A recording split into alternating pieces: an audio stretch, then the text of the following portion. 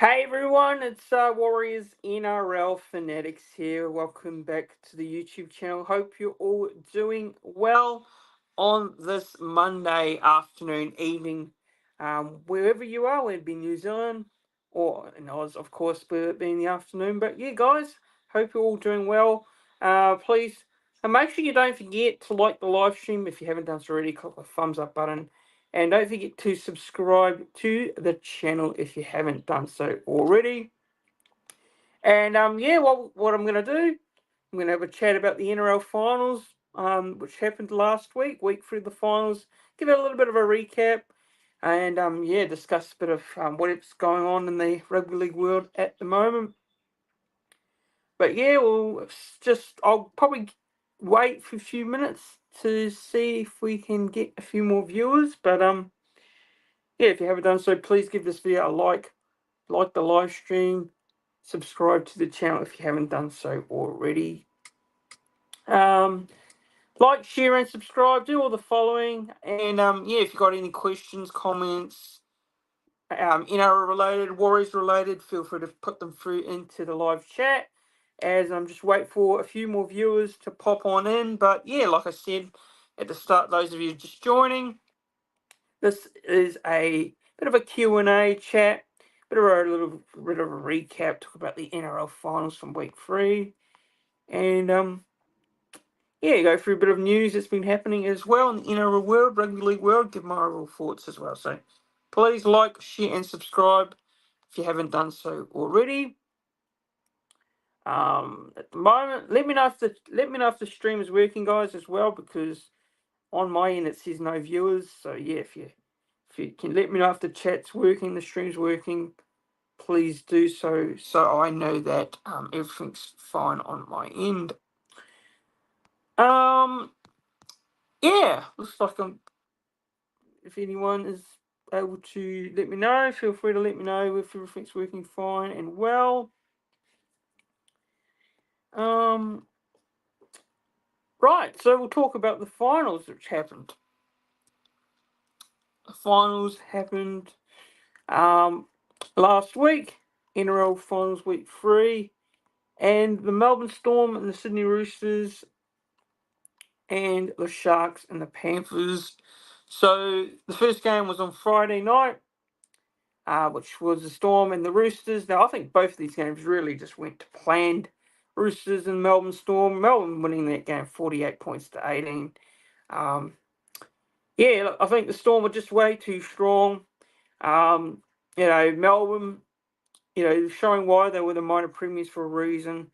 Jerome Hughes was absolutely on fire. 3 tries, scored a hat trick. He was outstanding. Harry Grant was awesome. The Storm just showing why they're one of the favourites to win the comp, really, and why they're favourites to go through the grand final. And I think the Storm did what they needed to do. And look, the Roosters, I think this game was always going to be a tall order for the Roosters, to be quite frank. But yeah, Melbourne just too good in the end, and 48 points to 18 is a very fair reflection on how the Storm went throughout this whole contest. Of course, Munster as well, scoring 2 tries. The Roosters basically only scored 3 tries. Melbourne scored 8. So I think the Melbourne Storm really sent out the statement with that victory. 22 points to 6 was at halftime, and the Melbourne Storm were just way too clinical. Pappenhausen was on fire as well. And yeah, look, what more can you say about the Storm? They were just way too clinical, weren't they? Hello to Jacko in the chat. Hello to Jacko. Hope you're doing well. But yeah, guys. So for those of you just tuning in, like I say, this is a little bit of a recap. Talking about the NRL finals. Talk about the Dally M's. A bit of Warriors news as well, which we'll get to. There has been some news which I haven't talked about over the last couple of weeks, but I will give my thoughts on that. But just going through the NRL finals, the Storm were way too good, man. There's no other way you can sum up the Storm and how good they were in this game. And Jerome Hughes is showing why he should win the Dally M, right? He's showing why he should win it this week. He has to win the Dally M. If he doesn't win it, it's a complete robbery. But we know how last year went with Sean Johnson, and he didn't win the award. So maybe we should be careful what we say, because last year it should have been Sean Johnson, but it should be really Jerome Hughes this year that wins that Dally M. So yeah, it was too good for the Storm, and he was absolutely on fire, and he's been he's been the best player in the comp this year, in my opinion. He is also It is also going to be awesome to see him line up for the Kiwis for the upcoming Pacific Championship coming up as well. I'm looking forward to seeing what sort of form he can bring from that Storm side into the Kiwi jersey when he puts on that Kiwi jersey to hopefully, help the Kiwis beat Australia again, and hopefully win the Pacific Championship again. But the Storm just had way too much class, right? There's way too much class for this Roosters side. And the Roosters shown this year that they can't beat top sides. They just can't do it against the very top sides. And they had injuries at the back end of the year. Of course, that did not help their case. Losing their halfback in Sam Walker, which is a massive blow. But look, the Roosters did well to get to week through the finals, but this was always going to be a tough order against the Storm in Melbourne. And look, the Roosters still had a good season, but in saying that, they are going to be losing a lot of players next year. The likes of Hargraves, the likes of Carey, they are going to be losing plenty of players. So this feels like the Roosters' premiership window is actually closing, in my opinion. And I think this game for the Roosters was probably the end of an era, right? It was an end of an era with the likes of Hargraves and that leaving. So, yeah, look, the Storm, man, look, they continue to show why they're one of the strongest teams, right? And why they're going to be probably one of the toughest teams to beat come grand final day. And my man of the match was Jerome Hughes. Jerome Hughes was just way too good there. So, yeah, as Jacko says here, Kiwis will miss Madge's league IQ and coaching. Yeah, and I think they will definitely miss Madge. And Madge, apparently, there's some talks that he may get the Broncos job, which I will chat about the Broncos real soon and give my thoughts on the recent situation with Kiwi Walters, which is a very tough situation, which I am very surprised by. Really surprised what happened. The fact that Broncos have sacked Kiwi Walters, which I will get to real soon, talk about that. And we'll talk about who I think should be the Brisbane coach as well. So, yeah, Melbourne Storm too good there. Melbourne through to the grand final, as they should be, as one of the best teams in the comp, and they should be there. And that is thoughtfully deserved, in my opinion. Now, the other game was the Sharks and the Penrith Panthers, and this game was actually quite close for maybe a little bit of the first half. Look, the Sharks hanged in tough there. It was wet in Sydney, so wet weather conditions, it was pretty much a tough grinding affair for a bit there. But the Panthers, look, the Panthers won this game. The scoreline showed it was 26-6. It wasn't as convincing as it looks on the scoreboard, but hey, they still go through the grand final. Four straight grand finals in a row for the Penrith Panthers. What an amazing achievement for a great club, right? A very good club. Congratulations to Ivan. And, Ivan, obviously, I have a soft spot for Ivan, so I hope Penrith do go on to make the grand final, or do go on to win the grand final. I'll be cheering for them against the Storm because, look, I'm not cheering for the Melbourne Storm, to be quite frank. I'd rather see Penrith win than the Storm. So, yeah, massive congratulations to Penrith. Another good win. Look, I thought the refereeing was shocking in this game. Ashley Klein, man, I don't know why he's doing these games, man. Let's hope he's not refereeing the grand final, because Klein had an absolute shocker.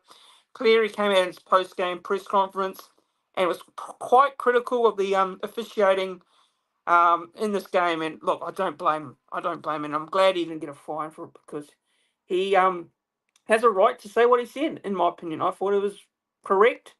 And, Ashley Klein, you worry about the officiating the grand final this weekend and how it's going to go. So hopefully no big call is going to cost the team in the grand final, So fingers crossed that doesn't happen. But, yeah, look, Penrith, man, look, amazing side, amazing team. As a Warriors fan, I'm not gonna lie, I am a bit jealous of Penrith because the consistency they show every year, with the coach, Ivan there, the playing staff, the results they continue to get.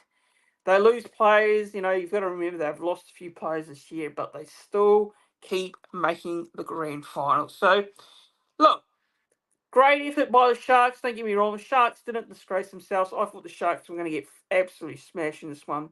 At the end of the day, the scoreline was very a big enough scoreline, but they didn't absolutely get smashed. So you got to give credit to the Sharks, and the Sharks got to week through the finals. So they did better than what a lot of people would have thought they would have done. But hey, look, it's still a good season for the Sharks, but the Sharks will be a lot stronger next year with AFB coming to them as well. So yeah, good win by Penrith in the end. Very good result. Obviously going through to another grand final as well. But yeah, hello to Daniel Bate. We'll get to the chat. So hello to everyone in the chat there.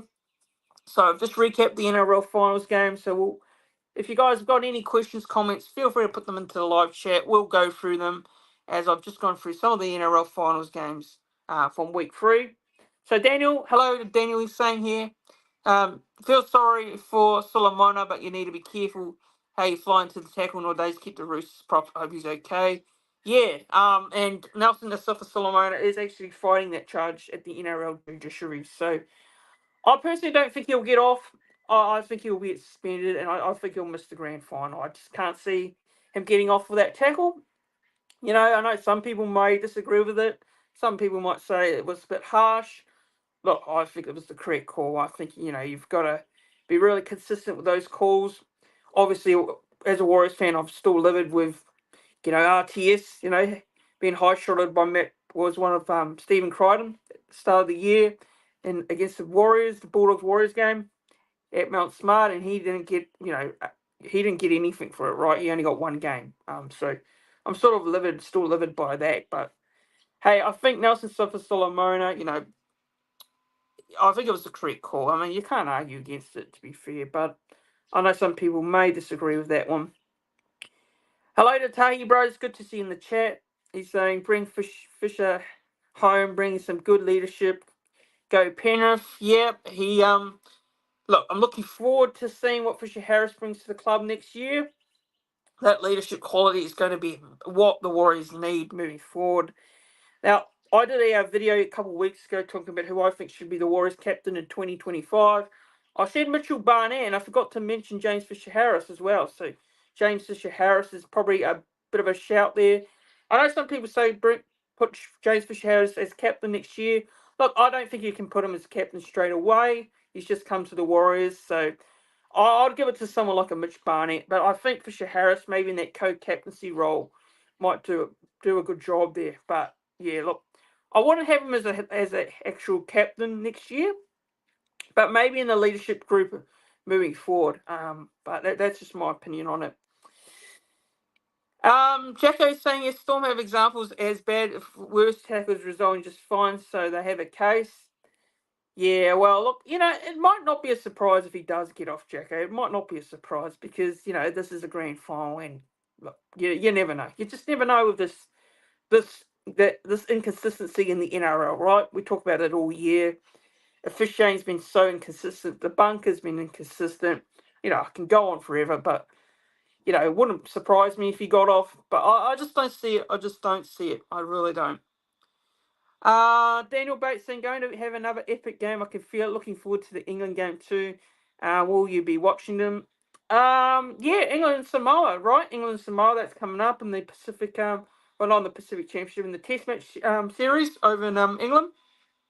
I don't know if I'll be watching it though. It depends because the time zone's quite early in the morning. So yeah, we'll see how I feel. But I think the time zone's quite early in the morning over here in Australia, Daniel. But yeah, that will be an interesting series nonetheless. There. So yeah, so the Sharks season ends there. So does the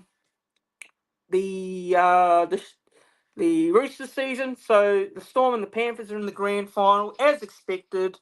We all had that as our grand final. Look, at the start of the year, I had that as my grand final. So when both of these teams starting so well, So that was always going to be the case and always going to be expected. And yeah, it should be an interesting one this week. On Sunday afternoon, the grand final between the Panthers and the Storm. Look, you know, I'm not going to give my prediction now because it's a bit too early during the week. But look, obviously I'm going for Penrith, and I love to see Penrith win 4 in a row. And some people might not like it. Some people might say it's boring.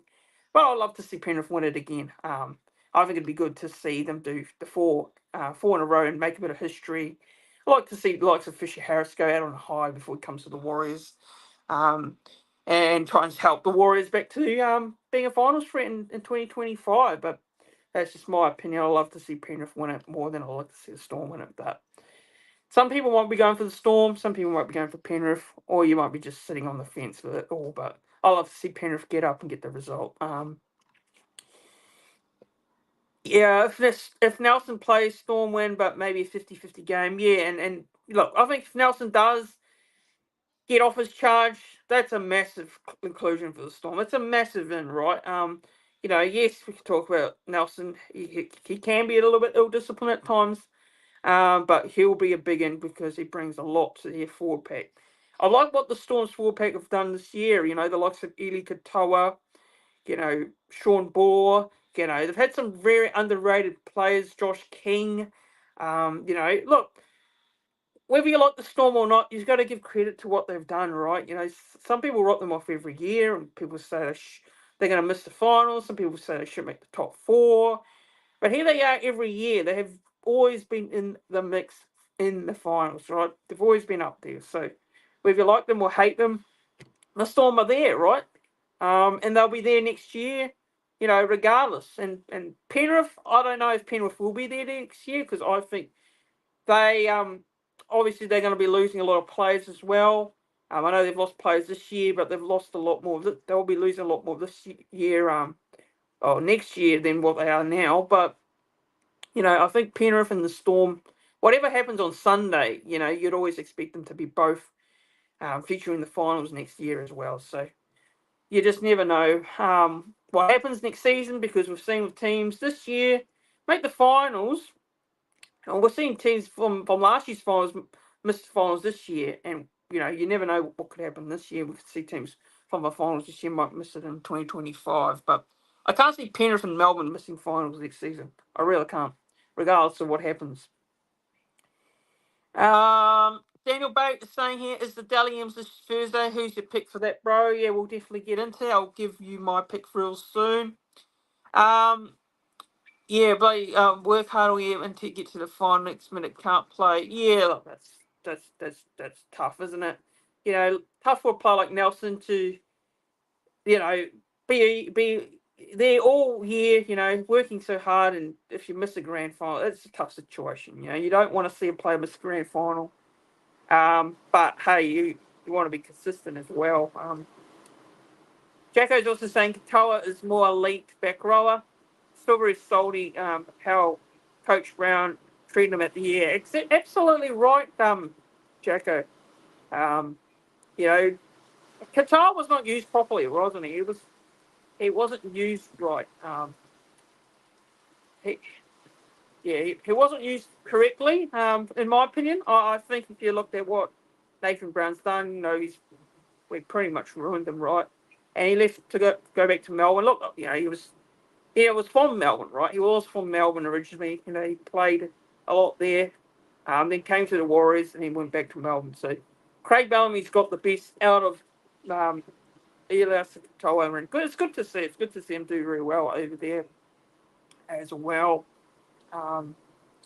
Yeah, look, really, nothing more I could say there on that one, but I think he's just a good player overall.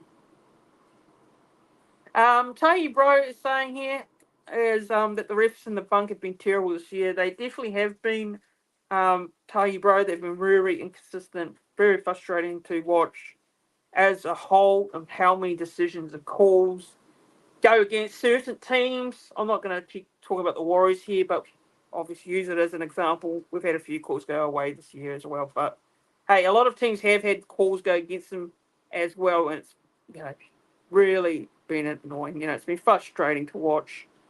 Reza AG, hello, saying hello to Reza AG, saying what's up with the oh, I'm not gonna read a comment. The bitches are just trolling. I'll just move on. Yeah, I'll just go through some more comments. Jason Reeder is saying here, I'm proud of the Roosters this season, disappointed with the loss Friday night, but happy to finish in the top four. Yeah, absolutely right, Jason. The Roosters had a very good season, and you should be proud of them.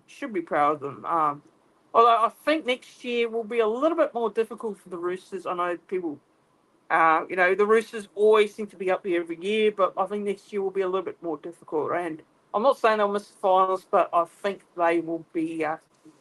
They'll be missing quite a few players, and they're going to miss them quite badly next season. So, yeah, Tahi Bros is saying shows how good Craig is as a coach. Yeah, he is. He's just one of the best coaches in the NRL modern era, in my opinion. I know people. Wayne Bennett, Wayne Bennett's got to be up there, but Craig Bellamy, for me, if you look at it currently, I think he's one of the best of all time. He's one of the greatest coaches of all time, in my opinion, and I love, the passion he brings to the game. I really do. I love the passion he brings to rugby league as a whole. They always put the camera on him, Fox League or Channel 9. It's always entertaining seeing Craig Bellamy go off in the coach's box, but, he's one of the greatest coaches of all time, in my opinion. So, yeah, I love what he's done. And every play, the Storm get, whether it be a Will Warbrick, from rugby sevens, he's been getting all these players, and he's been able to get the best out of them. The sevens players, the Storm have been able to sign so many New Zealand rugby sevens players, and it's something that I don't understand why we can't recruit those rugby sevens players. It's quite a question mark on whether it's just something to do with our pathways recruiting, well, from a couple of years ago. I know we're doing a lot better now in terms of our recruitment, but sometimes question about why we can't extract these sort of players, the likes of your Warbricks,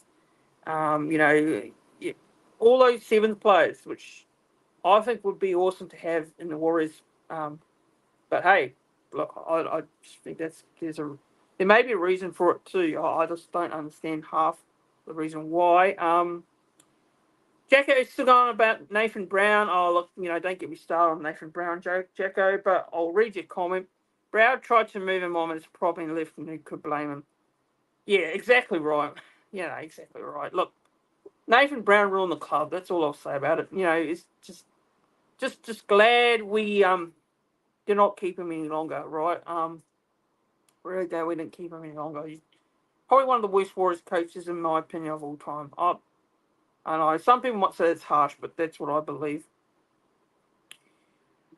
Jason Reed is saying here, absolutely agree with your Roosters should be around fifth, and absolutely agree with you. Roosters should be around fifth to eighth next season. Time will tell. Yeah. Look, it's not going to be a dramatic drop off. I think they'll be up there, but you're losing Hargraves. Your halves will be really interesting next year. Is it going to be Sam Walk and Chad Townsend? Is that going to be your halves next year? Or are you going to stick with Sandon Smith? What are you going to do there? Of course. And you're losing Luke Keary as well. There's quite a bit of experience gone with the Roosters, but I think the Roosters will be fine. But I don't think they're going to be, like top four next year, in my opinion. But, like they are every year, they're up near the top four. But I think they'll be somewhere between fifth or eighth. But who knows? But Jacko's also saying Storm have signed another AB7's player, but he's older, so may not be as successful as taking a Warwick a few years ago where he is. Yeah, I've seen that, Jacko. I've seen that.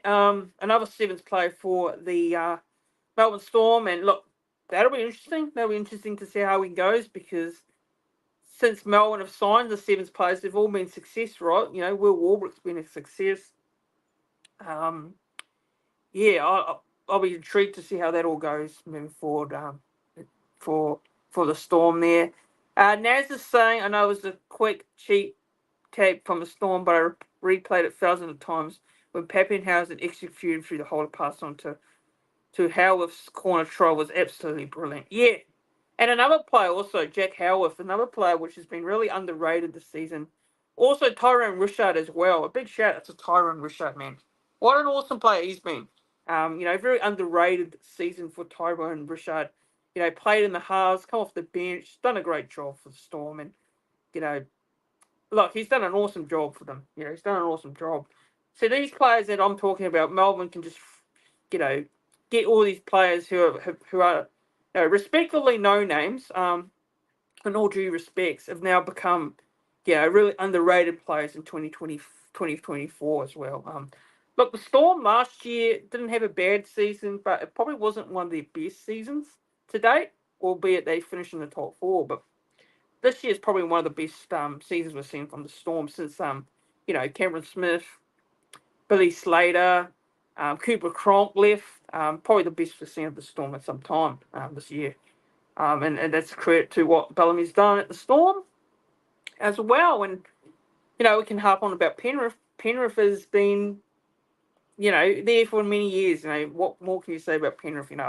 I've praised Penrith quite a lot throughout the years, but boy, Penrith and Melbourne next on Sunday, two of the best teams in the comp, probably deserve to be in the grand final.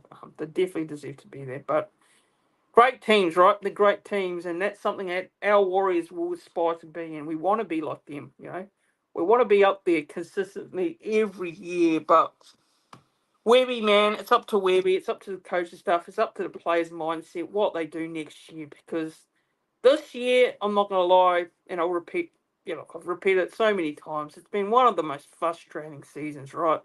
To go from top four, prelim final, to not making the eight at all. And look, we were miles behind. We were miles behind this season. There were so many games you can call upon that we've lost, the tight games, the close margins. Some have gone down to goal kicking. Some have gone to poor execution, attack, defence, attitude, mindset. That it felt like this year, if I look on this year, it feels like our mindset going to this year was like we felt we were going to be up there again this year, and that has not been the case this season. It's not been the case at all. So I'm intrigued, right? I'm intrigued to what happens next season for the Warriors moving forward. But yeah, it's disappointing, right? It's really disappointing, and I can go on and on about it. But there's so many things. There's so many things you can look at it. You can watch so many games back. You can look at the highlights, the replays. You can look at certain players that haven't turned out to be what we wanted, to be this season. We thought the signings, we thought the squad we had was going to be the squad that could do the damage this year. And it's not been the case. Sean Johnson, we thought this year Sean Johnson was going to, from that good 2023, was going to come in and help us side, be up there again and help us move forward. We thought RTS was going to bring plenty to the table, which was not the case. But injuries as well. Tay's right on the injury front as well, and that's definitely been a massive factor, right? Metcalf being injured at the start of the season, but we had people like Barnett on the sidelines a couple of times. We had Metcalf, Tamari Martin. We had Cenac on the sideline. Cenac's season has not been one of his best. You can name it so many things, right? So many things, and you just want to have a fully fit side moving forward next year, and I think that's going to be important. Squad depth is not really the best this year. I think we talked about it. I talked about it at the start of the season. For our squad depth was probably going to be a bit of a helping hand, but it hasn't been. We've had a bit of injuries in the hookers spot as well. We've had Wade out. We've had Wade get absolutely battered and smashed every week. We've had Freddie Lussick come on and play.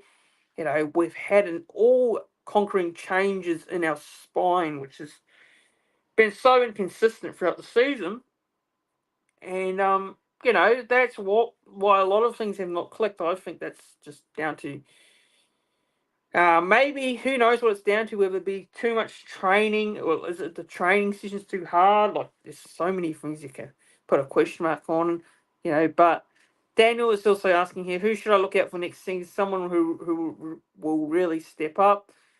Daniel, I think, there's got to be so many, like, I can't pinpoint one player, but there's so many players that have to step up next year, right?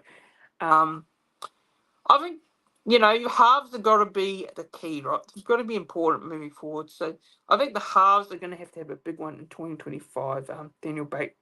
There's not one player, but I'd say it's definitely the halves for me. But Jacko's saying, look, Metcalf, yeah, and Metcalf as well, which I hope next year that he can stay relatively fit, right?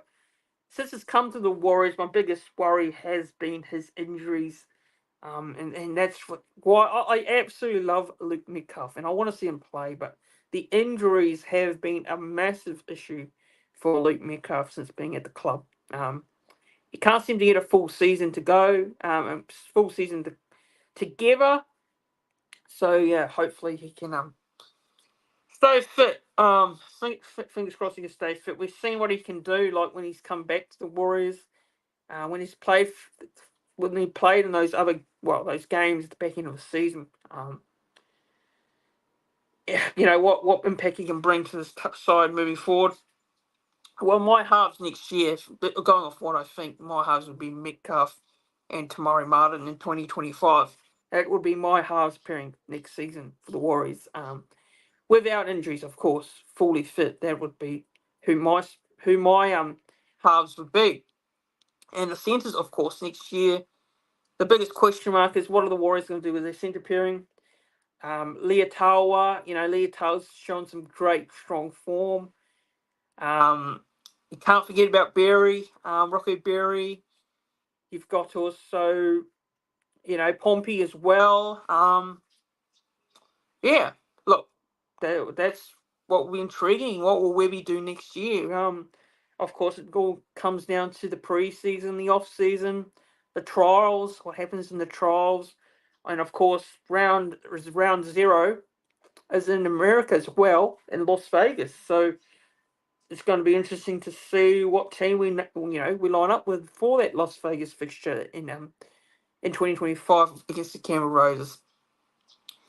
Naz is saying here it's really hard to look forward to our halves and combinations next year. It's close to 0 kicking game. Yeah, kicking game's a problem, Naz. It's really a problem.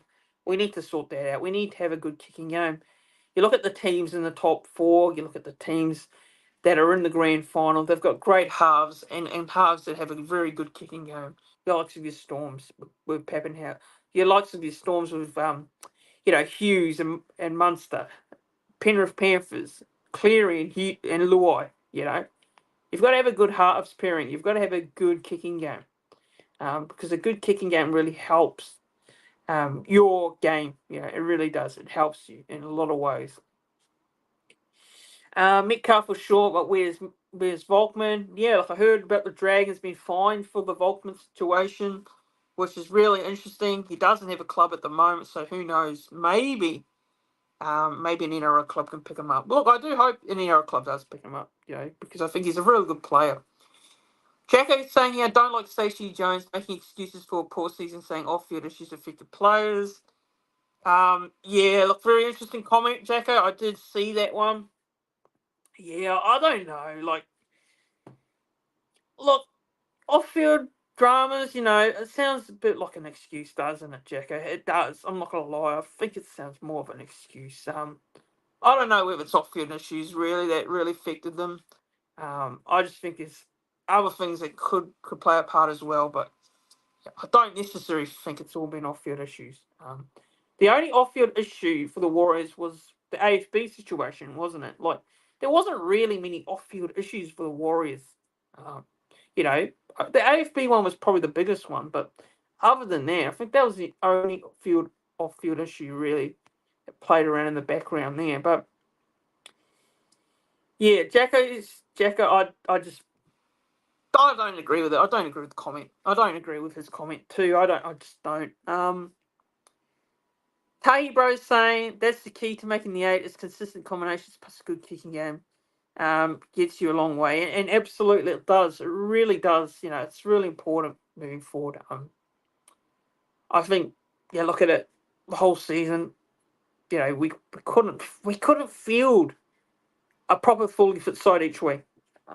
For me. So yeah, Naz is saying, Herb Volkman won the case against the Dragons, which is good on him. Yeah, and look, the Dragons, I know Dragons were having a go at the Warriors for how they handled the situation.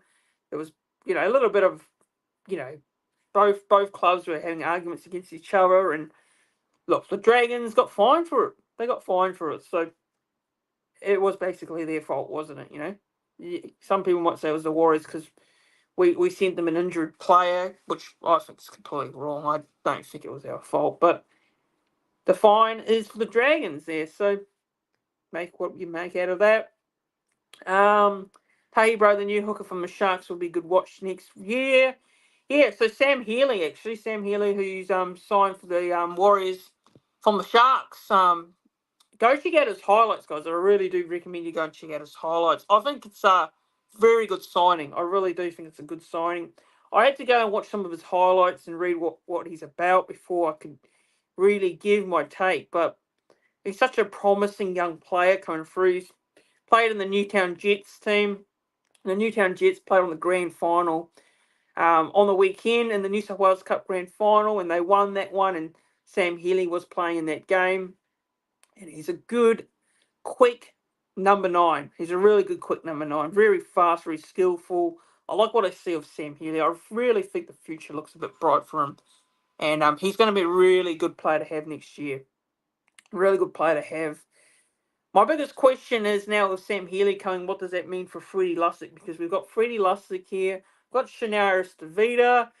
I think Sam Healy might play backup hooker off the bench for the Warriors next year. I think he might play backup hooker. I really can see it. I really can see him, getting some games near and again next season. I think Sam Healy's going to be a really good prospect moving forward. The Warriors, again, been able to attract some of these younger players we haven't been able to do over the years.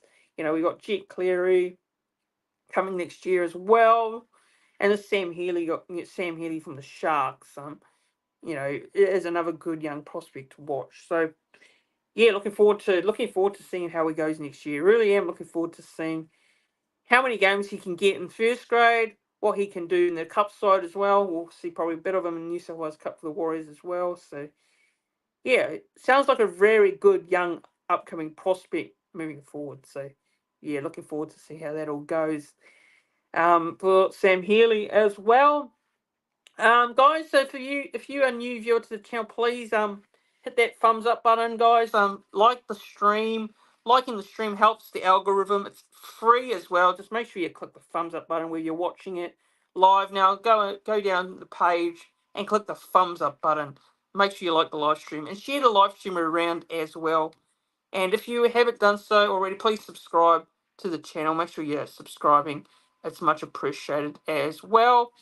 Guys, so subscribe, like, and share. It's all really much appreciated. And if you've got any questions, feel free to do so. It is a live Q&A stream, and chatting about the bit of news around the Warriors, and also talking about the finals as well. So if you haven't done so, please hit that like button, share, and subscribe.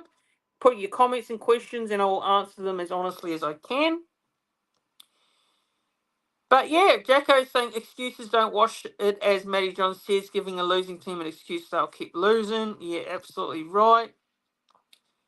Yeah, excuses don't cut it as a Storm and Panthers. Yeah, exactly right. Yeah, you can look at it. We can harp on about it all season. We can talk about, decisions and calls and injuries. But the expectations from the Warriors this year was to make finals, right? And to not be in the top 8 at the back end of the year, it's just not good enough, right? Let's be quite frank. It's not good enough.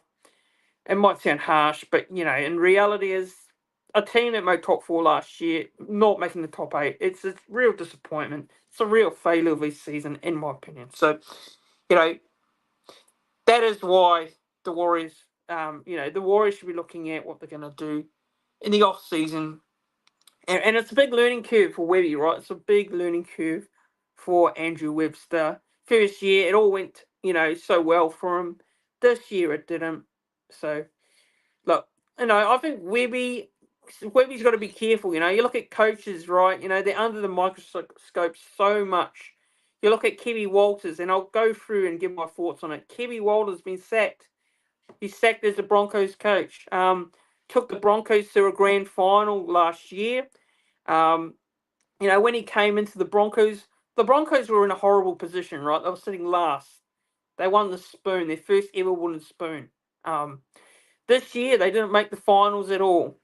And suddenly, Kevy gets the boot. So this is what I mean. Like, no coaches are safe.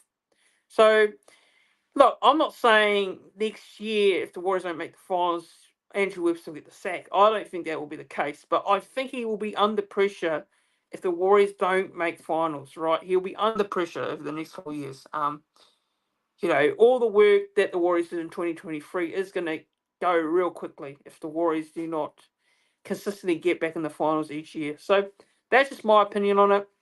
I absolutely love Webby. I have huge faith in Andrew Webster. I think he can get us to the premiership in the promised land. But look, be quite honest, I think if Warriors do not make finals next year, they don't make the top 8. And my expectations are going to be lower next season because this year I thought we could be top 4. But next year we've just got to make sure we make the finals, right? We've got to be in the top 8 at least next season. So if we don't make it, it's going to be real disappointing, right? It's going to be really disappointing. Yeah, I just feel like they need to be there. They need to be in it. They need to be one of those teams that makes finals. And Jackie's saying here, Healy actually has a kicking game as well as allowed to use it. Yeah, which was great to see. Seeing off what I saw in the highlights. A player that we need is a player that can, have a good kicking game as well, and that sounds like a good prospect. So, who knows how long Wade Egan's going to hang around, right? Who knows how long Wade Egan's going to hang around? It's good to think of the future. And with signing, I like what what we're doing with recruiting younger players, right? Younger players from Australia, bring them to New Zealand. And what I heard of what Sam Healy said, he was really looking forward to coming to the Warriors next season. So that's a good sign, right? And he talked about Wade Egan. He mentioned Wade Egan and how Wade Egan is one of the best nines in the comp. And he's looking forward to learning off Wade Egan. So it's great to see. It's great to hear that he is really, excited about coming over to New Zealand and playing with the Warriors. Learning off the likes of your Wade Egans as well. So, which is good to see. It's good to see that. Soldier of God, hello to Soldier God, saying Tohu Harris needs to go maturity. Yeah, look, I think Tohu Harris as well. It's a big question mark on signing him, like re-signing him is a big question mark for me. Like you feel like his body is it's getting much older now. I know some people absolutely love Tohu Harris, and you don't hear a lot of criticism of Tohu Harris. And look, he's a good player. Don't get me wrong, but if you look at next year, I just don't think he should be captain. It's a controversial comment, but I just don't think he should be captain next year. You need a player that can stay on the field longer, right? You need a player that can stay on the field longer and not be injured all the time. So, my opinion is it should be Mitchell Barnett. It should be Mitchell Barnett captain next year. That's just what I think.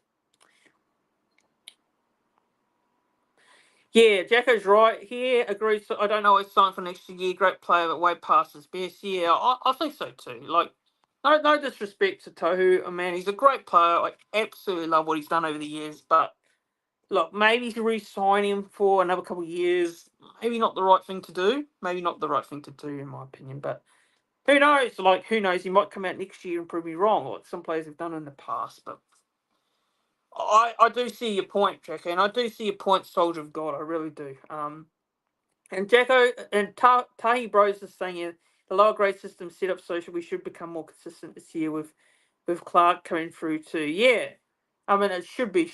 Like I love what our pathway system is doing. I really love.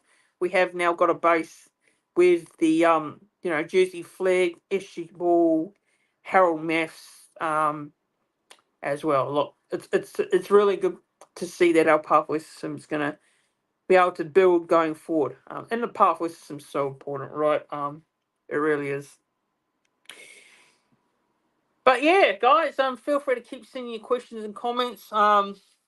If you got any questions, comments, Taylor's just saying, yeah, yep, like the stream, guys. Absolutely like the stream. Please pump the likes, click the thumbs up button, guys, because it all helps out the algorithm. I haven't been doing content for a while now, so apologies, guys. I haven't been doing streams or videos. I am been taking a little bit of a break now and then because it's been a long season, so. There's so many good Warriors content creators doing some good work at the store at the moment. So shout out to the likes of Waz Up TV as well, who, have been still doing content for you guys during the season's been over. So yeah, massive shout out to them. But apologies for not doing a lot of content lately. With the Pacific Championship, we'll do some videos, we'll do some live streams as well, previewing those games as well. So, but yeah, well, there's some other news that I want to discuss. We'll go through some news, other news I haven't really touched on since I've not been doing content. Mitchell Barnett, Fanua Blake, and the Dream Team for the RLPA. This is the Players Association Dream Team of the season. So congratulations to Mitchell Barnett and AFB. It's good to see two Warriors represent in that Dream Team. Obviously, last year we had a couple of players with Sean Johnson and DWZ as well, so it's good to see the Players Association Awards. This is the one voted by the players.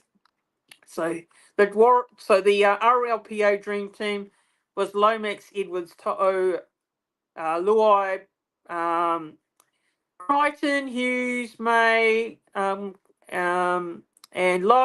Go, Katoa, Barnett, Grant, and Fanua Blake, and Farmworth as well. So that's a very strong 2024 Dream Team.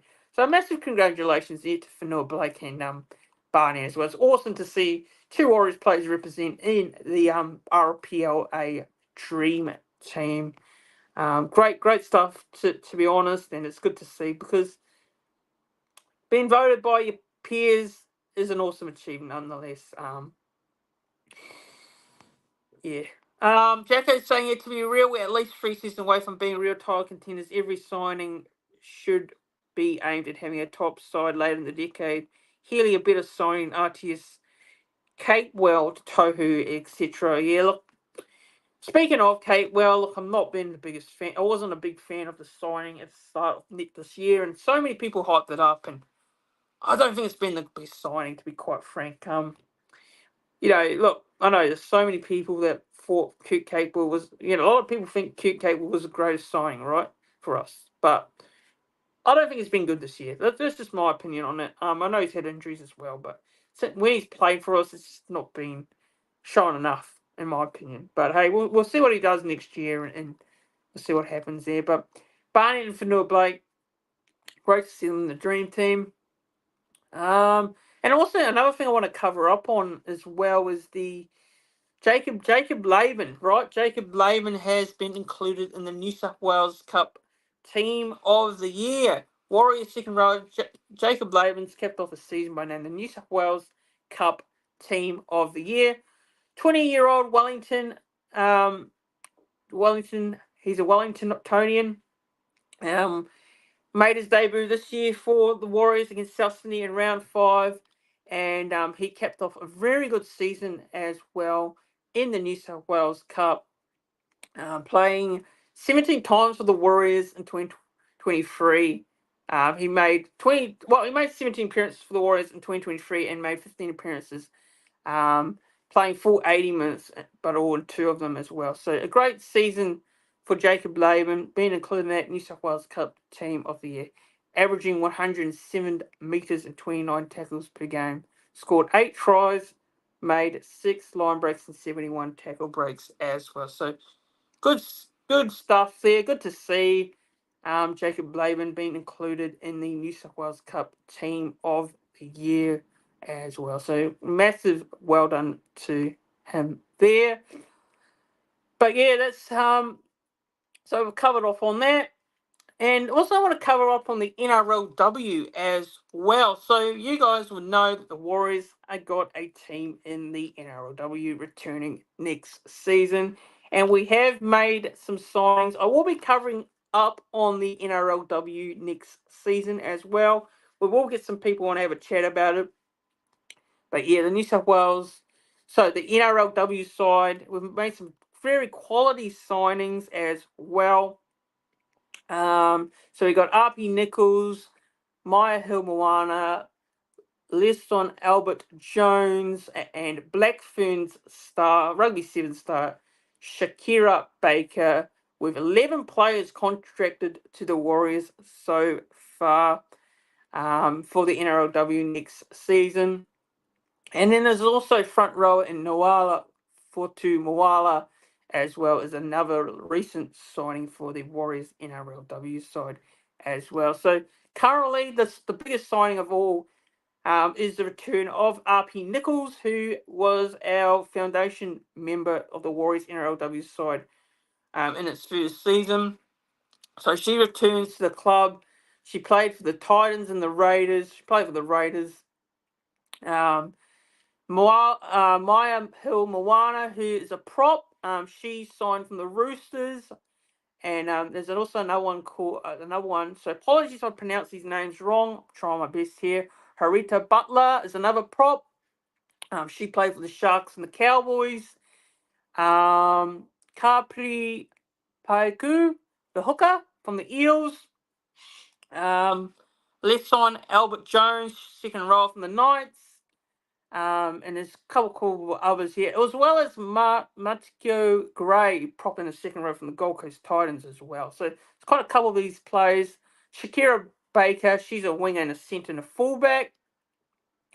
And yeah, so those are the players we've currently signed at the moment. If you guys want to read the full signings, go check out the Warriors website, the NRLW website as well. So those are the signings so far. It's good to see the Warriors NRLW side come along quite well, and it's building a good team for 2025.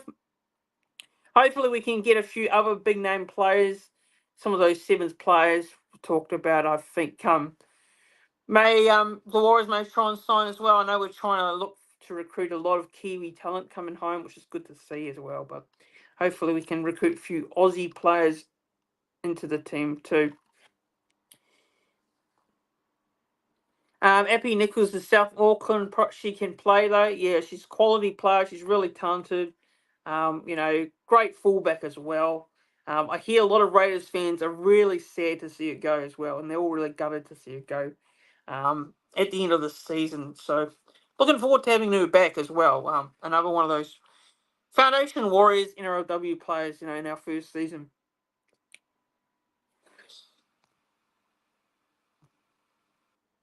Need to sign Hales to captain the women's side.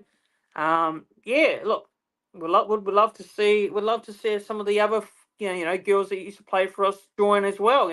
I know the Warriors NRLW coach used to coach Newcastle, so hopefully we can attract a few of those Newcastle girls to the Warriors next season. So yeah, but I'm really looking forward to the Warriors NRLW side coming in 2025. Really looking forward to covering them. And the NRLW's been, a very good comp now. It's been, the quality is really starting to improve since this first year. I really love watching, the girls go to work. They're doing a very good job, right? They do a great job, and it's a good competition. Some people might not like it, but I think it's a great competition, in my opinion. Hales' tackle count was that far ahead of all others this year. It's crazy stats. Yeah, definitely is, for sure. But yeah, that's the NRLW covered. I'm sure we'll get to see a few more signings over the next couple of months. Obviously, the NRLW for 2025 is a long way away it's a long way away, but so we shall see who we sign next. But yeah, so there's I think there's something else I want to cover upon quickly. This one here. We'll talk about this one here. So Mitchell Barnett snubbed for nomination in the Dally M's. My thoughts. So I'll go through the Dally M nominations, and I'm going to actually give you guys my Dally M team of the year. Right. So fullback of the year, So there's 3 players: Dylan Edwards from the Panthers, Hamiso Tebow Fidel from the Dolphins, and James Tedesco from the Roosters. Now, the Wing of the Year nominations were Alofe Khan Pereira, Titans, Jacob Carrez, Dogs, Zach Lomax, Dragons, Brian To'o, Panthers, and Will Warbrick, Storm. Centre of the Year, Stephen Crichton, Bulldogs, Herbie Farnworth, Dolphins, Val Holmes, Jesse Ramian, Sharks, and Katoni Stags. 5'8", Matt Burden, Tom Dearden, Jerome Luai, Halfback of the Year, Cherry Evans, Jerome Hughes, and Ben Hunt. Hook of the Year, Blake Brayley, Harry Grant, and Reece Robinson. Prop of the Year, Lindsay Collins, James Fisher-Harris, Adam Whenua Blake, Moses Leo, and Joseph Tapane. Second row of Angus Crichton, Elias Katoa, Viliami Kikau, Jaden Sue, and Hudson Young. In the Lock of the Year, Patrick Carrigan, Ruben Cotter, and Isaiah Yeo. So those are the nominations. Now, where is Mitchell Barnett? Where is Mitchell Barnett? Honestly, I think this is absolutely flawed. Now, the Daily M system has been flawed for a while now. It's been absolutely flawed. Now, how is Mitchell Barnett not in the nominations? Not even in the nominations for the second row of the year, or the prop of the year. But instead, they've got Lindsay Collins in there. Now, I don't think Lindsay Collins had a great season. I don't think he was great. Barnett had a way better season than Lindsay Collins. Now, I know there'll be some Roosters fans who will have a go at me for saying this, and look, I don't care. Look, my opinion is Mitchell Barnett was so consistent, yet you can't put him in the nominations, right? That is an absolute joke. I think it's an absolute joke. I think he should be in there. I think he's been so damn good this season. I don't get it. I don't get it. Sorry, guys. I have to rant. Right? I have to. I'm just... Man, it's so frustrating. How does... Look, Whenua Blake, it's awesome, right? It's great to see Whenua Blake in there. I'm happy for Whenua Blake to be in there. I think he deserves it. But to not have Mitchell Barnett in these awards... Does the NRL watch the games? I mean, Mitchell Barnett, every game for the whole season, he's been well up there in the tackle count. He's been well consistent. But not even in the nominations. Ridiculous. State of Origin. He showed why he deserves to be in that arena. Now, I am biased and one-eyed. I don't care. But Mitchell Barnett was so damn good to not be in the awards for the Dally M second row of the year, prop of the year. It's an absolute joke. Lindsay Collins, I don't think he had a good year. I don't think he was that great, to be honest. I don't think he really stood out for the Roosters this year. In my opinion, yeah, I just don't get it. I just don't get it at all. And the Dally M system is so damn confusing. It's so ridiculous. Last year, I can go on about last year all I want, but boy, they have got this one wrong. They've got this one wrong. Barnett, man, look what he does.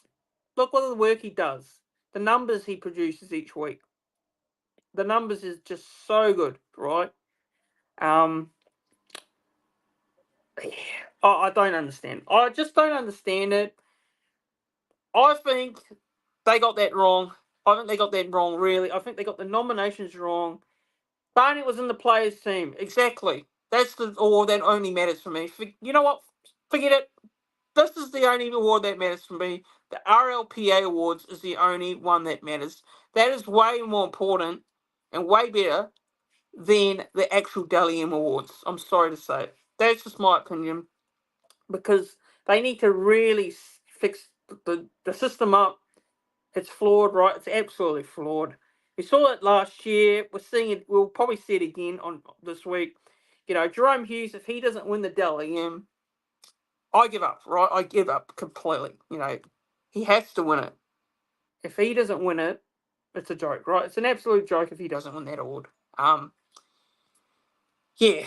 Look, at least Barnett was in the RLPA Awards, right? The players even voted. The players know more than what the person, the people that vote for the Dally M's know, right? That just says it right there. The RLPA awards for me is more important than what the Dally M's are. I'm gonna say it now. I do not care. I do not care. I'm gonna say it. The RLPA awards are the awards to watch. Well, not you can't watch it, but they are the awards to win than the Dally M's, right? Yeah, exactly right. Exactly right, Tahi, bro. The Dally M's isn't worth review. Exactly. You know, last year I sat through the Dally M's and watched the Dally M's. It was a drag on, right? It was an absolute drag on. They drag it on and on and on. I don't even know if I'll watch it this week. I don't know if I'll watch it this week. Um, is it worth watching? I don't know. Like, you know, to sit through and watch, the same players, or the players that win the awards. Yeah. I don't know. I could rant forever, but I just feel like Barnett should have been in there. I just feel like Barnett should be in there. Yes, he had a better year than Collins. Absolutely right, Ryan. Absolutely right. And hello to Ryan in the chat. Good to see you. Hope you're doing well. But just this states how ridiculous the system is, right? It states how stupid the system is.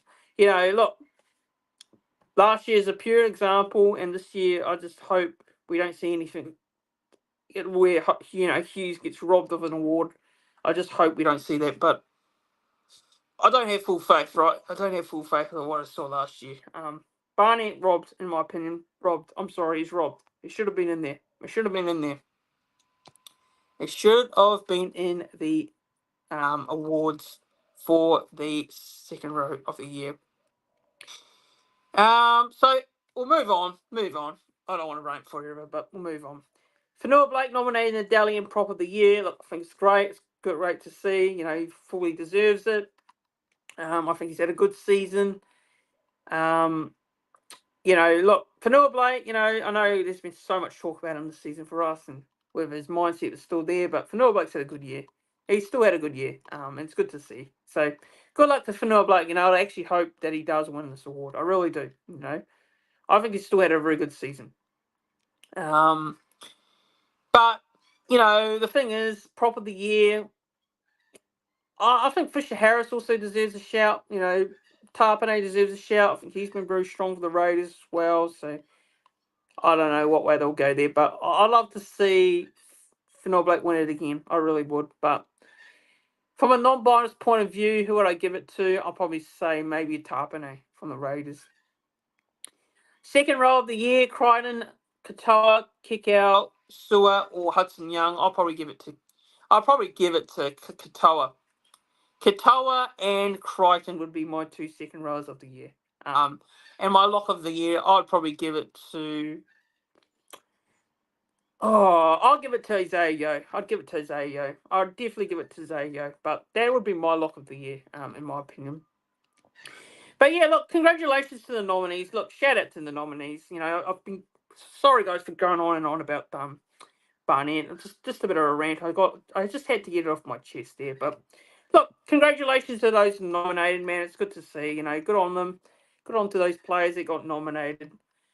But look, again, this Dally M Award system, who you can point it out which player deserves to be there, but sometimes often, the team you select isn't the team that usually gets picked, right? So yeah, Jose, what's up, boys? How's it going, Jose? Good to see you in the chat. Naz is saying the Kiwis can put together quite a very good pack. And hello to Jose. Good to see you in the chat, bro. But yeah, look, Fanua Blake nominated for the Prop of the Year. Good to see. I don't think there's anything else to really cover up on. I think I've covered up on everything, guys. Yeah, actually, no, I'll give my team of the year right now and my coach of the year as well. So go through that one. So fullback of the year, I'll give that to I'm going to give it to Dylan Edwards. Dylan Edwards for me, right? Dylan Edwards gets my Dally M fullback of the year. Wing of the year, I'm going to go with Alofa Khan Pereira, and I will go I'll say I'll go Brian Toto and Lofik Khan Pereira. Those are my wingers. Centre of the year, we'll go with Herbie Farnworth. I think Herbie Farnworth has been great again this year. I'll go Herbie Farnworth, and we'll go Stephen Crichton. So those would be my centres of the year. 5/8 of the year, we'll go with, I would say, Tommy Dearden's been great. I think Tommy Dearden's been great. He's had a good season. Matt Burton's been good. Jerome Luai's been great. 5/8 of the year. It's tricky. I'm gonna say I'll go. You know what? I'm gonna go with Jerome Luai. I just can't not go for Jerome Luai. I think Jerome Luai gets it for me just ahead of Tommy Dearden. But Tommy Dearden's been good. I'm gonna give Jerome Luai my 5/8 of the year. Halfback of the year, I'm gonna say Jerome Hughes. This one's too easy for me, way too easy. Jerome Hughes gets my halfback of the year, and look, shout out to Cherry Evans as well. Cherry Evans probably comes close, but Jerome Hughes for me gets my halfback of the year. It's pretty straightforward for me for that one. Ben Hunt, I don't know why Ben Hunt is in the nominations. Maybe the NRL weren't clearly watching Ben Hunt's game this year, because I think Ben Hunt's been pretty average, to be honest. But I don't know how Ben Hunt is in the nominations for halfback of the year. I really don't. So Jerome Luai for me, and Jerome Hughes would be my halves there. Prop of the year, I'm going to say, I'll go with Joseph Tarpanay, and I'm going to go with Fanua Blake. Why not? I'm going to go with Fanua Blake. Fanua Blake thinks had a pretty good year this year. He's still been well up there. So, yeah, that would be my two props. Second row of the year, we'll go with Angus Crichton. This is pretty simple. Crichton's had a great, consistent year for the Roosters. And we'll go with Eliasa Katoa from the Storm. So those are my second rows of the year, and my lock of the year, I'm going to go with Isaiah Yeo. So those are my that's my team. So coach of the year, I'm going to go. Who are the nominees here? So you got Craig Bellamy, Cameron Serrato, and Ivan Cleary. Look, I think the Storm. If you look what the Storm have done this year, finishing as the minor premiers, Bellamy's done a great job. Cameron Serrato's done a very good job for the Dogs, getting the Dogs to the top 8. And Ivan Cleary, look, Penrith, you can't ignore it. 4 straight grand finals in a row. So, yeah, it's quite a difficult one to pick here. I don't know. Look, I think either one of these guys deserve to win the Coach of the Year, right? I think either one of these guys deserves to win it. You know what? I'm going to go with Craig Bellamy. Craig Bellamy for me. Craig Bellamy to win the Coach of the Year. Some people will say, that Serrato should win it because of what he did with the Dogs. But I'm going to go with Craig Bellamy. You just can't ignore what Craig Bellamy's done for Melbourne. But yeah, look, Craig Bellamy for me probably deserves to win it. I'll go with Bellamy for me. Hosea, hello to Hosea in the chat there, just saying here that Munster shows he's a great 6. Can't wait for Munster v Luai. Yeah, it should be a great matchup. Yeah, Taibo's just saying a little bit Hosea, but not much on Kevy. Hughes has been the best player outright all year. Absolutely, Ryan. He definitely has been. Hard to argue Ryan Hughes is a freak. Bellamy only five losses this year is crazy. It is. It's really crazy. It's remarkable. The Storm, look, what can I say? What can I say more? Really, I've given them a lot of credit during the stream. And Ryan's saying here that Bellamy or Serraldo, for me, either one is fine. Yeah, I wouldn't mind if Bellamy wins it, to be honest. Cleary wouldn't be a bad shout either, but I think Bellamy deserves to win it for me. But that's my Coach of the Year.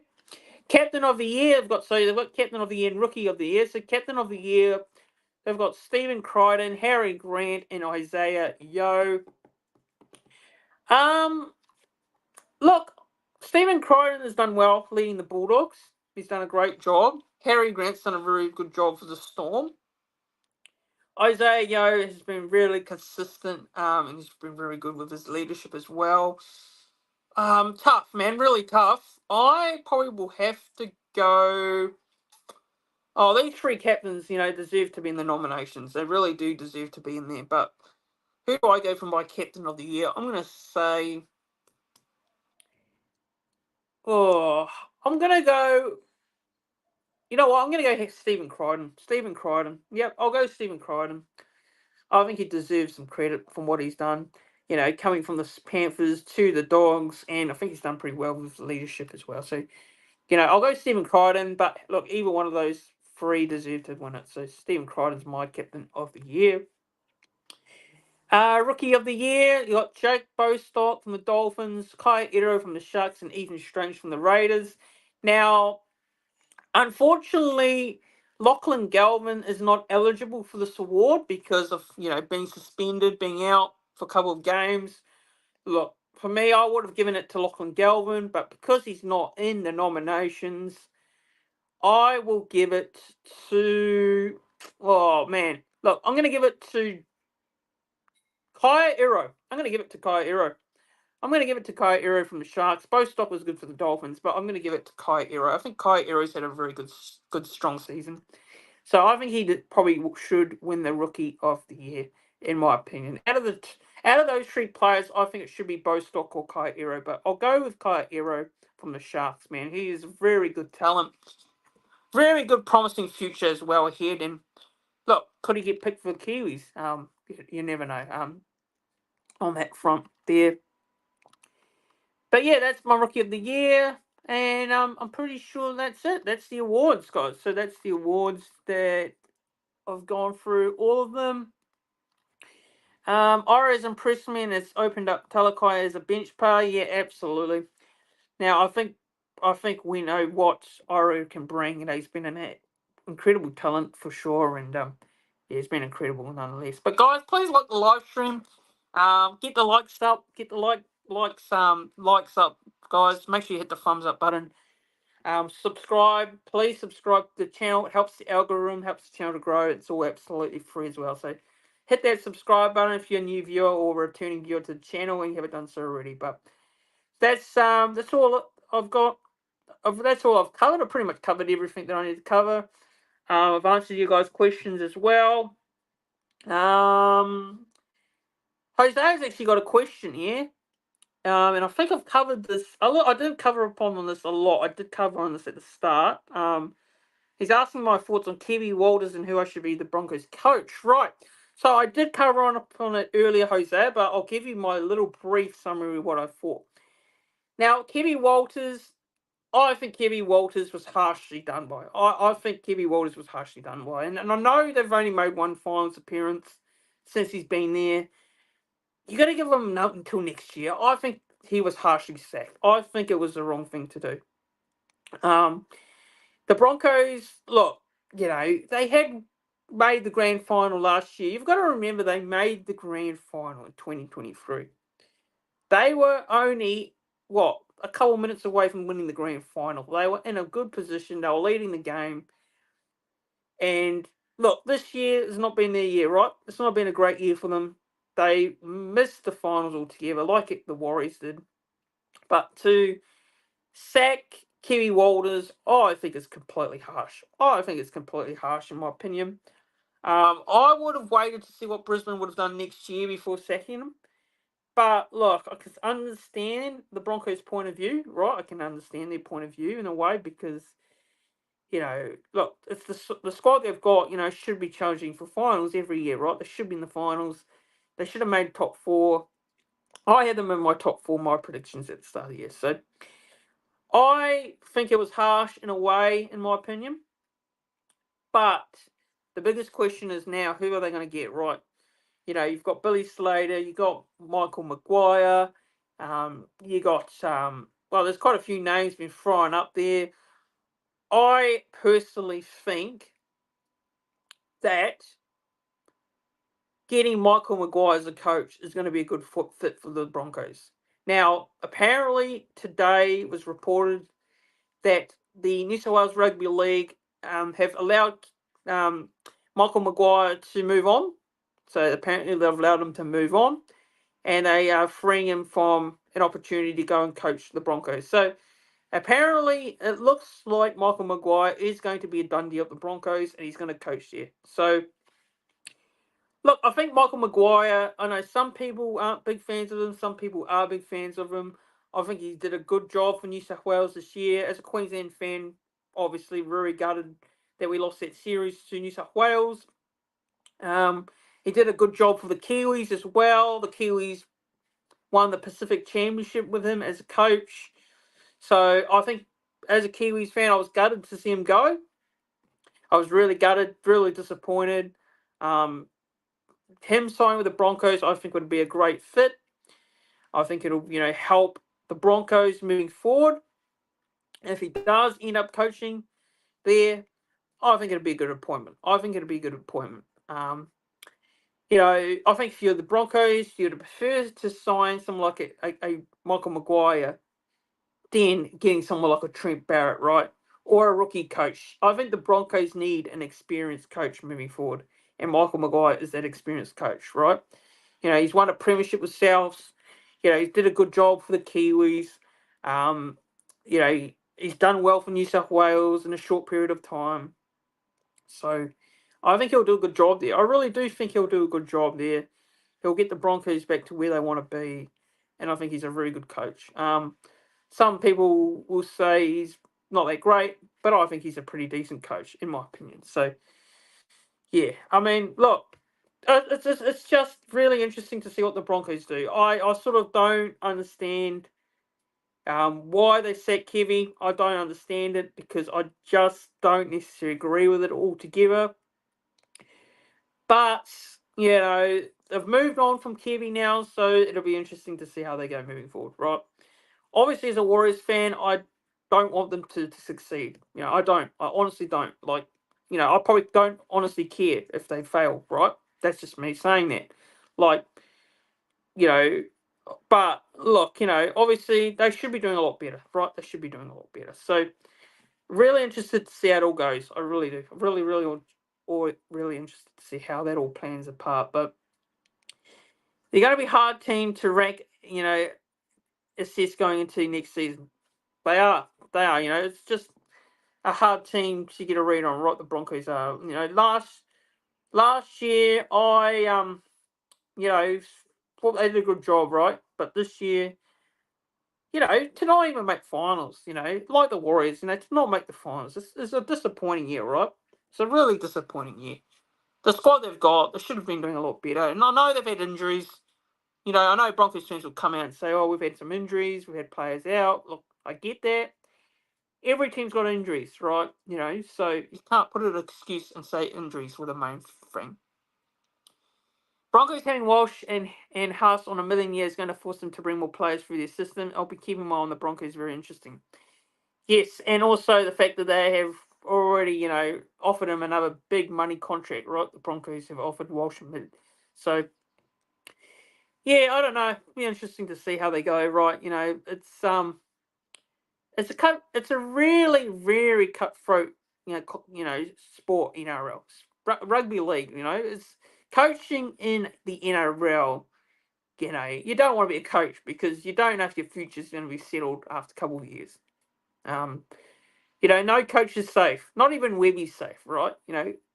Look, it's all about producing results. If you produce results, your position as a coach is not going to be under threat. But in saying that, no, look, I personally think a lot of the blame can't just go on the coach all the time.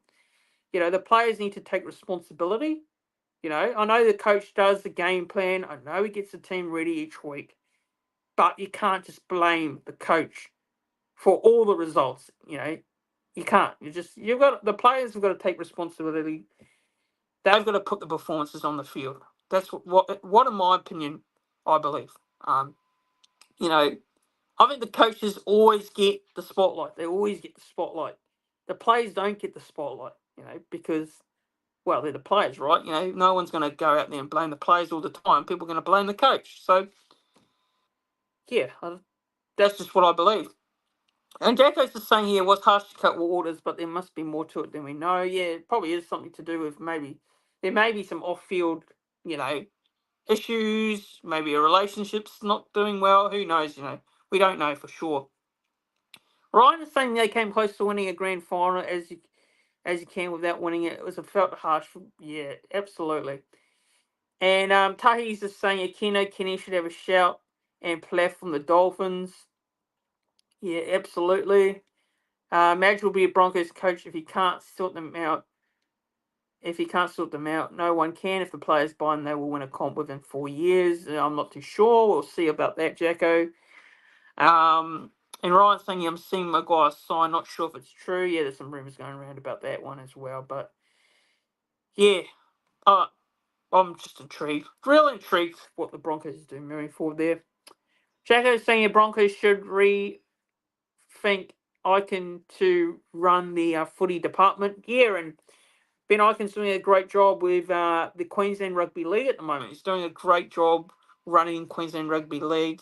Queensland Rugby League's going real strong as well. So yeah, he's doing a pretty decent job at the moment. So yeah, maybe they should think about bringing him in. Maybe they should. But losing your key controller would do that to you. Yeah, it probably would. I know they've lost Adam Reynolds throughout the whole season as well. That definitely does not help. But hey, we can look at injuries. Every team has them, and that's not all. You've got to be a lot better, right? You can't look at injuries as an excuse. 3 teams with new coaches next year: Rabbitohs, Eels, and Broncos. Be interesting to see which of these teams make the 8 next year. I'm not too sure, Jose? I'm not too sure, but there's usually always a new team that surprises, right? It happens every year. There's always a new team that comes into the finals after not making it this year. So, it wouldn't surprise me. It would not surprise me. Someone like you know what? I do feel like the Rabbitohs will be a lot better next year. I think Wayne will get the Bunnies back into the finals. I think they will. I think out of those new teams with new coaches, I think the Bunnies are the team to watch next season. The Rabbitohs, if you look at their roster, they shouldn't have been where they should have been right this year. So I think they'll be a lot better next year. Probably back in that top 8 spot. But I think that's the only team that I could see coming from, the clouds of missing finals to making the 8 next year. But I don't know about the Eels. Jason Riles, what's he going to do with them next year? They've got talent, right? They've got Moses. They've got Gutherson. They've got some really handy plays, and they should be up there next year too. They should be up there next year too. But I don't know if it'll be straight away. I think Riles might get them a few years till they challenge for finals. And also, teams like the Titans as well. What are the Titans going to do next year with Desi Hasler, right? A lot of people thought they'd be a lot more improved this year. They're showing a bit of good form at the back end of the year, but also they've had some bad results nonetheless as well. So I don't know, quite intriguing, isn't it? Quite intriguing next year what's going to happen. We'll talk about it in the off season. The off season when pre-season's around, more about more about what's going to happen. But yeah, it's quite interesting nonetheless. But yeah, I'm going to wrap it up now, guys. We've gone for an hour and 24 minutes. Wasn't going to go on for this long, but look, there's plenty to chat about. It's been a while since I've done a live show, and appreciate you guys tuning in and watching as well. But also, another thing is here that Jose is saying here. All I know is Tigers 2024 will not get the spoon. Yeah, well, hopefully, I would love to see the Tigers not get it right. I do feel sorry for the Tigers and their supporters, man. Every year, sitting there suffering. I know how it feels as a Warriors fan. We suffer all the time, but man, the Tigers, it's tough, isn't it? It's a tough one. But you look at their young players in their future. They've got some good players. They've got Galvin coming in, and I think Galvin is a very good talent, right? I love watching Lachlan Galvin as a player because he's not a player that is afraid to do certain things, right?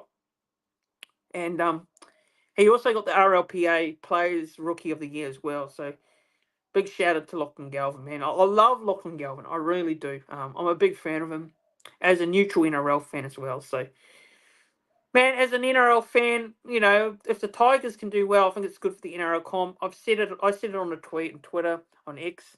You want to see teams like the Dogs, Dragons, Warriors, Tigers, Titans. You want to see these teams do well. You want to see them do well. You want to see them up there.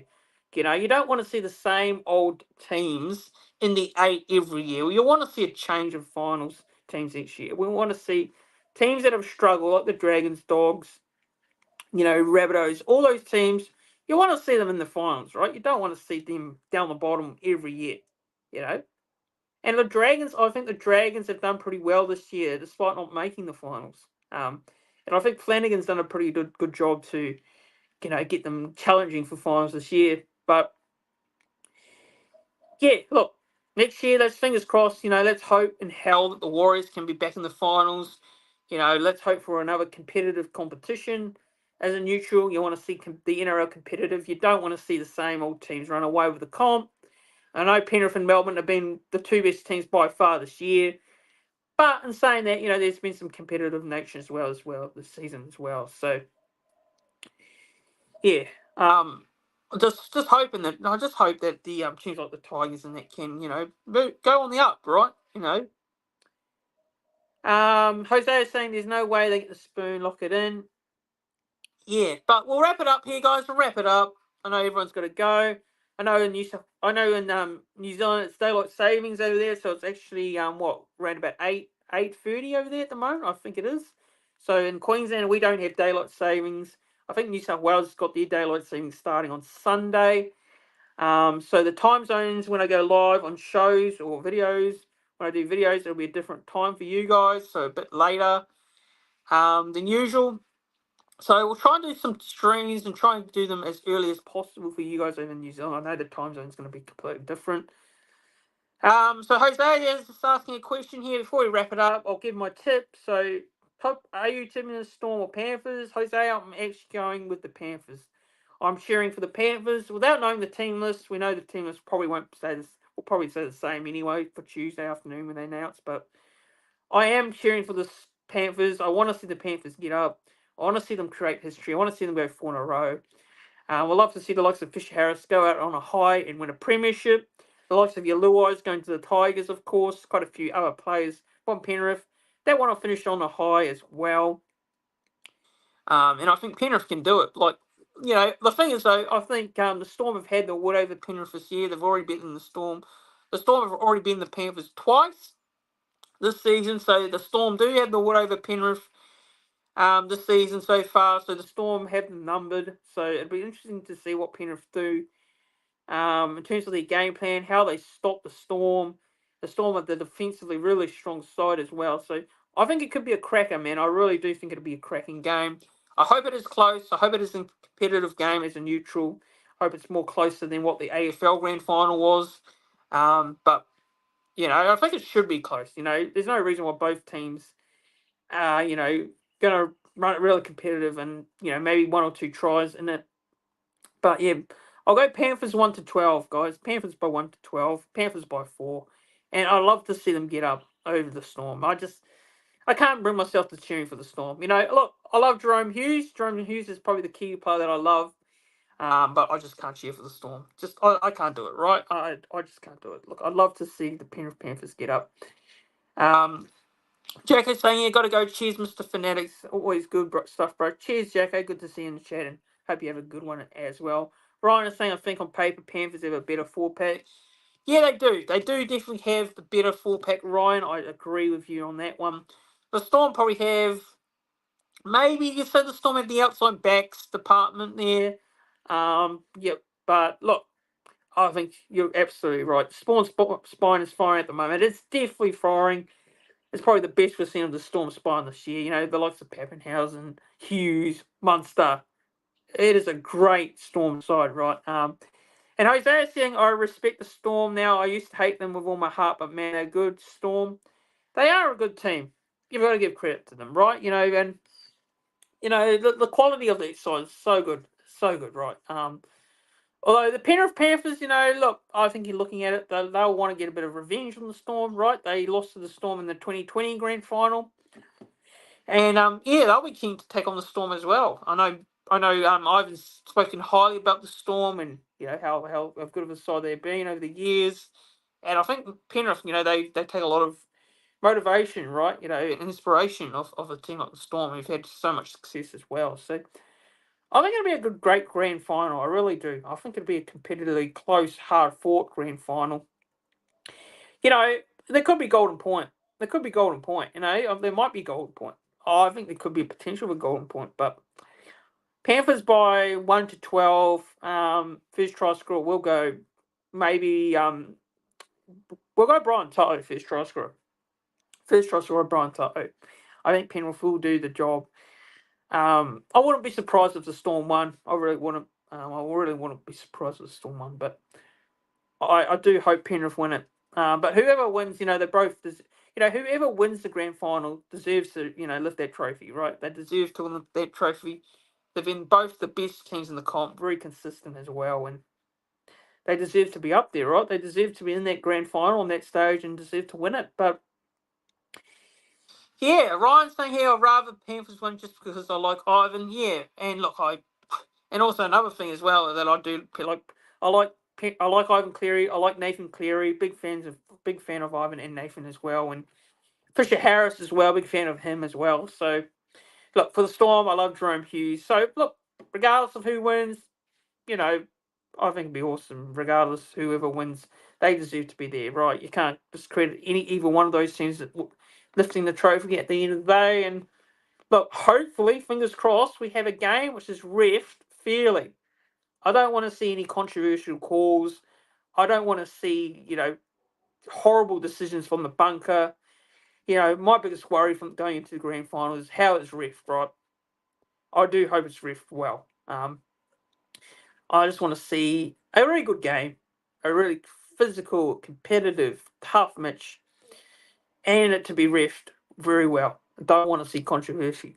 I really don't. But yeah, well, and Jose was saying I hate Luai until next year. Yeah, well, Luai will be playing the Tigers next year. That is going to be so different, right? It's going to be so different seeing Luai in a West Tigers jersey and not a Penrith jersey. He's played for Penrith his whole career, but that'll be real interesting nonetheless. But guys, that wraps it up. I've gone on too long here. I've rumbled on too long.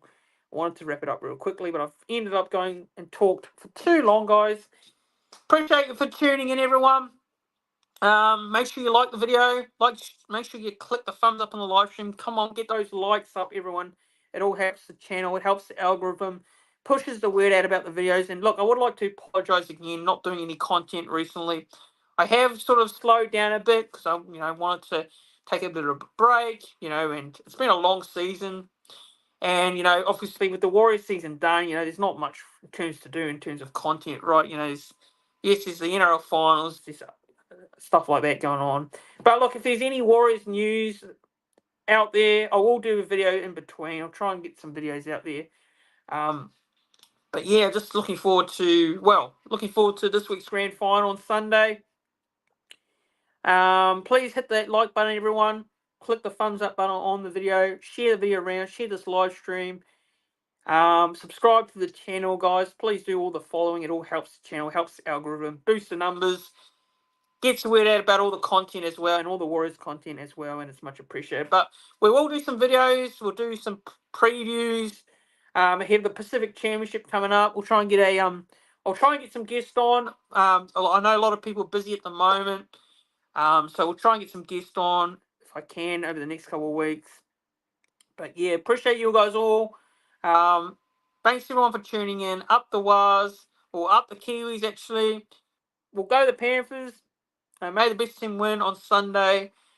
And we'll see you guys all soon. Have a good one. Cheers.